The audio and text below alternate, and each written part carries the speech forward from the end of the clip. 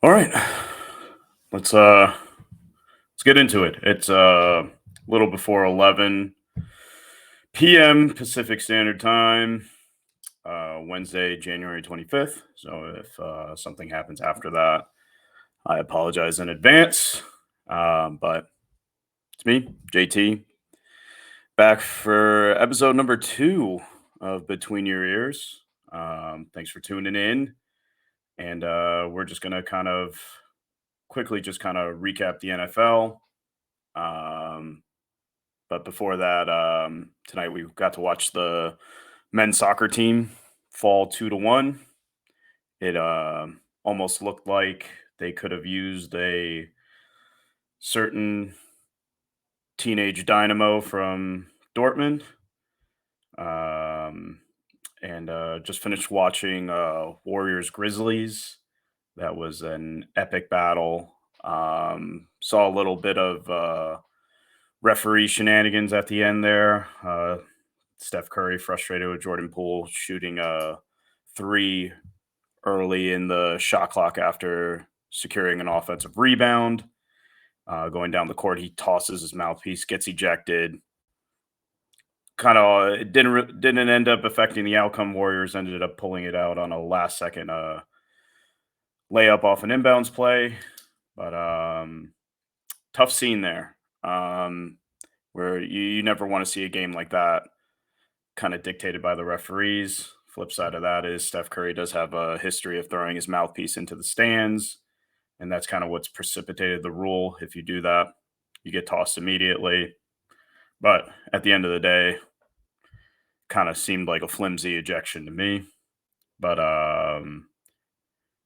we will be we'll talk about that more in the NBA shows we have coming up.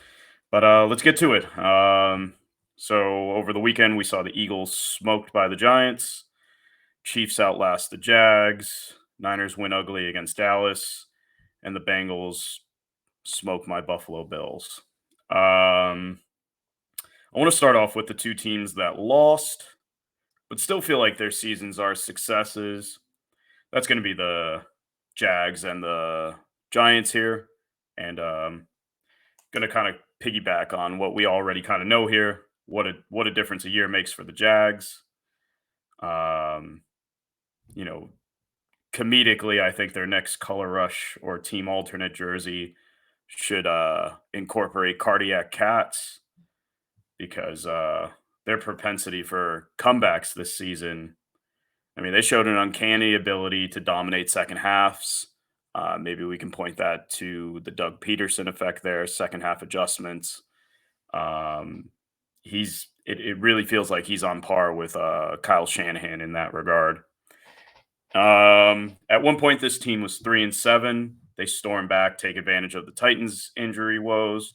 Primarily, Tannehill going down kind of put that team on that long 7 game losing skid. And subsequently, the Jaguars win the division, and they eke out a playoff game against the Chargers where they were down 27 points. Um, from where this team was a year ago in that cesspool created by Urban Meyer, now they're a contender for years to come with Doug Peterson. This season has to be considered an absolute A plus grand slam out of the ballpark. They have upper echelon talent at key positions on offense and defense. Kind of have that bookended by Trevor Lawrence and Josh Allen, defensive end Josh Allen, or outside linebacker Josh Allen, not quarterback Josh Allen. That'd be a interesting team. But they're going to add Calvin Ridley to an advanced passing attack. Um, that's going to be massive based on the concepts we saw Peterson employ this year and Trevor Lawrence's progression as a passer. Sky's the limit, and I Ridley may not be it. I mean, of course, we're banking on a guy that's effectively been out 2 seasons here. But if they get 80% of what Calvin Ridley was prior to the last 2 seasons, you're getting a star level receiver at 28 years old in an offense that's going to accentuate his route running, and what makes him dynamic on a playing field. Defensively, they have some holes in the secondary. Um, their off-ball backing course. I think Oluokun led the league in tackles. I think generally he's fine he's a fine player. Try not to base too much off of empty calorie stats there, but he's a guy who's thumps, smart player, gets guys into the right checks. Um, but they do need something in the secondary here where I think the home run move would maybe entertaining a Jalen Ramsey reunion. I don't know if Jalen Ramsey wants to go from LA back to Duval, but ascending team, the Rams are going to have to kind of replenish their cupboard a little bit there, and they're going to have to sacrifice a star, I think, to do that.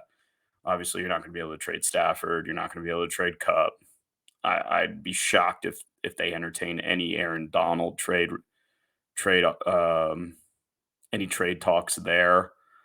So that naturally kind of brings us to Jalen Ramsey. I think PFF has him as the number one corner for the last 2 seasons. It's a completely different regime. Ramsey famously clashed with Marone and had a quote unquote back injury and kind of forced his way out to LA. Obviously worked out for him. And in some ways, kind of worked out for the Jaguars as well. They weren't a team going anywhere. There's other cornerback alternatives we could see on the market, perhaps a Marcus Peters. I think Doug Peterson could probably handle that personality. And fun fact about Marcus Peters, I think every team that he's played on has made the playoffs. So that could be a route that they go there, but they definitely need to reinforce that secondary there. But with Lawrence on a cost-controlled rookie deal, and with his ascent into, I think he is a. I'm trying to. I almost said top five, but I can confidently say I think Trevor Lawrence is a top seven quarterback in this league as at current standing, and he could even get better. I mean, he's really showing us why he was that generational talent. But him being on that rookie deal, their time to acquire top tier talent at cost is now. It's a good time to be in Duval. It's definitely going to be rocking next year. I think it's going to be a tough place to go into and play. And yeah, I think they look poised to run that division for a substantiated time here. Not something you always thought about with the Jags, but just what the right head coaching hire can do. Moving on to the Giants, it's a tough final outcome. No one wants to get blown out 38-7, but they could take solace in knowing that their brain trust. I mean that team there with Shane and Brian Dable, they show incredible promise there. I mean, what they delivered with this roster is nothing short of spectacular, in my opinion. I think he's the far runaway coach of the year for me. Um, and Joe Shane, he's going to have a healthy cap sheet to infuse talent tailored to Dable and Wink Martindale's systems. And I'm really interested to see where they go. It's a stacked division, and you know, with the right guys, they have staying power there. I don't think that what we see them do on a field, I think is sustainable, and I don't think it's a fluke. Um, Now the big question is your two main contributors on offense, and Danny Dimes and Saquon. They're impending free agents here, and it's for me. It's hard to imagine either of them being in a different uniform considering their performances this year. But I imagine that there is X number in mind, and I don't think Shane's going to hesitate to turn to alternatives there. Probably more so on the Saquon front. what we can kind of infer from them philosophically is that they're not going to pay top tier dollars for a running back. I would contend I don't think Saquon is a normal running back. I think you pay for weapons, and I think he is that level of weapon. And then you have Daniel Jones, who it's hard to imagine that he's going to see anything less than 30 plus $1 million a year. The years kind of get a little tricky to me. You'd have to imagine that he's going to probably get like a 3-year guarantee somewhere around there. Um, but who knows? He's also someone with not the best injury history. He did stay healthy. I mean, he played amazing this year. He was a top 10 guy the entire season. And but based on Saquon's end of season comments and Daniel Jones's comments at the end of the year, you have a reason to feel optimistic. They do have the franchise tag there. Um, I would say, if you're a Giants fan trying to gauge, are we going to keep both of them? You're probably going to want to see something where Saquon signs before the tag tender deadline, and then you'll probably see. I would imagine you probably see Daniel Jones franchise tagged, and he may play on the tag. I would probably that's probably where I would lean rather than giving him a long term deal. But that's going to be the indicator for the Giants. Can they sign Saquon before the franchise tag deadline, and then in turn use the tag on Jones? In a perfect world, you keep both of them. You don't have to tag either one, but we've kind of seen in the NFL that's kind of rare. Um, that being said, you know, I think they're a 11 or 12 win team. That's if you were to tell Giants fans that would be the result of this season last year, I think they would, sign up for that in a heartbeat. Um, I would say, I gave the Jags an A plus. I would say the Giants. It's hard not to say it's an A plus, but it's kind of a different A plus where we know what the Jags' future is. Giants, we don't, and Giants fans can rejoice though. They have a front office that they can trust, and that's more than could be said for the last decade of Giant football. So while the Jags and Giants live in Pleasant Town, USA, let's take a trip to Miseryville, where our two current residents are kind of the two quote unquote America's teams in a sense. One being the Cowboys, and the other being the my Buffalo Bills. um, I'll roll the Cowboys first because it hurts a little less. Um, they lost 19-12, and the two turnovers from Dak loom large in retrospect. It's hard to kind of look past those. You could say the one to Gallup was more on Gallup giving up on the play, which if you watch the replays, he definitely didn't. He didn't make a winning move on that play, and we saw San Francisco capitalize. But that turned into a field goal. That's recoverable early in the game. The the real backbreaker was the pick at the end of the first half, where you're driving, you're in the red zone, kind of try to force it between I think it was Jimmy Ward and Fred Warner. Fred Warner made a play on the ball, tips it up. Ward makes the pick, kind of forced it to CD, and yeah, that was probably the play that had the biggest effect on the win probability of the game. Um, I really thought the first half presented the opportunities the Cowboys needed. They needed to, as we detailed in first episode, they needed to take a lead and they needed to take control of this game. And the Niners presented those opportunities; those were available. Niners kind of played like we've seen them play in the first halves. And credit to the Cowboys defense; they did a great job. Brock Purdy looked rather pedestrian, in my opinion. Um, right after that pick is that's kind of where it kind of unravels. Um, Coupling that with the Pollard injury, Those are two moments that kind of become too momentous to overcome against that San Francisco defense, plus being on the road. Um, so where do they go from here? Um, I would say change appears to be coming after this loss. That's kind of imminent.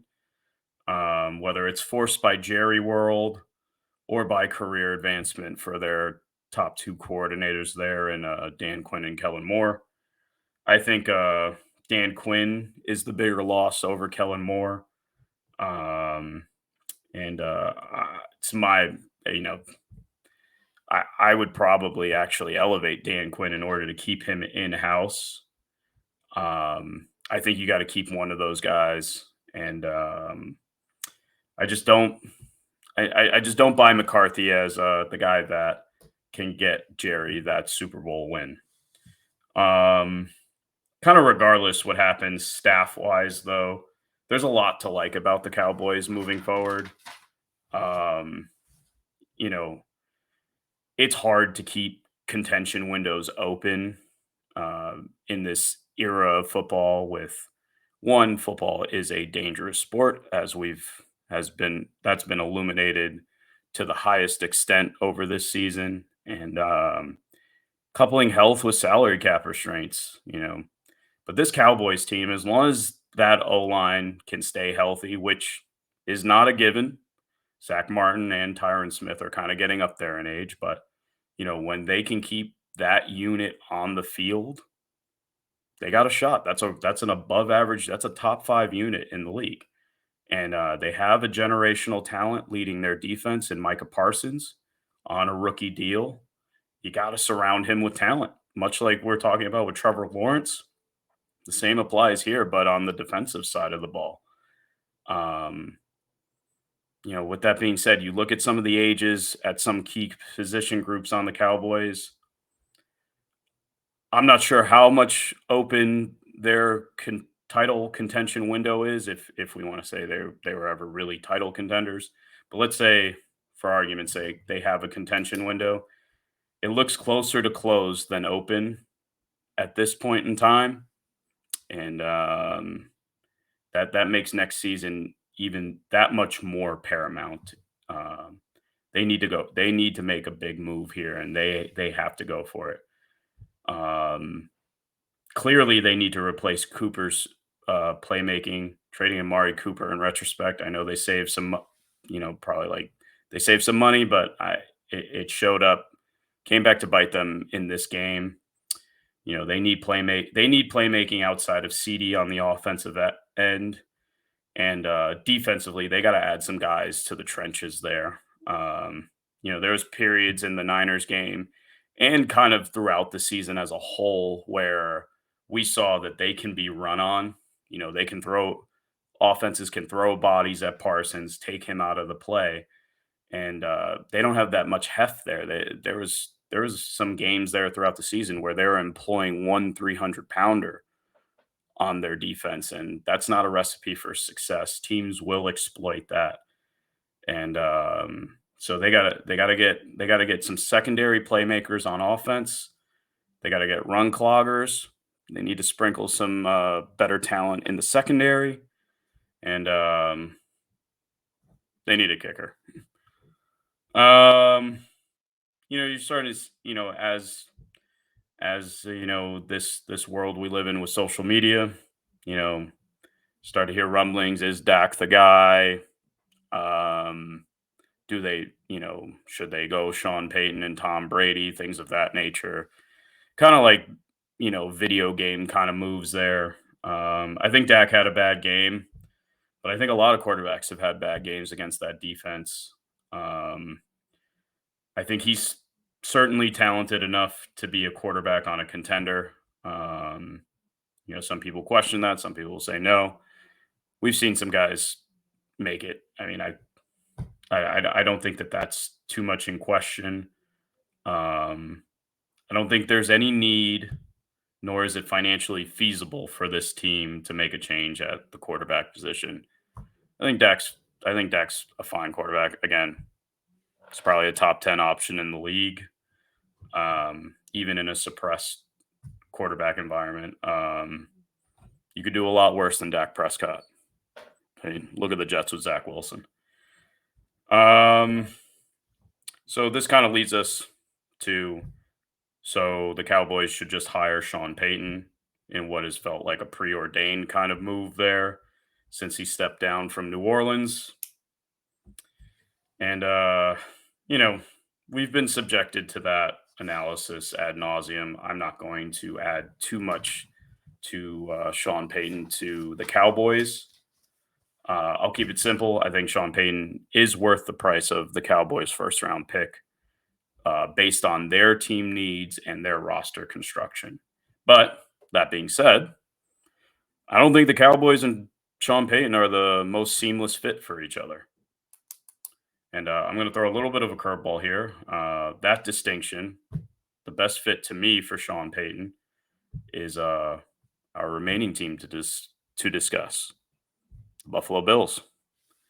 That might be a little bit of a shocker. And I kind of want to shy away from like just the first take or Skip Bayless kind of a hot take just to be a hot take. And some might consider firing Sean McDermott that kind of take or that kind of thought process.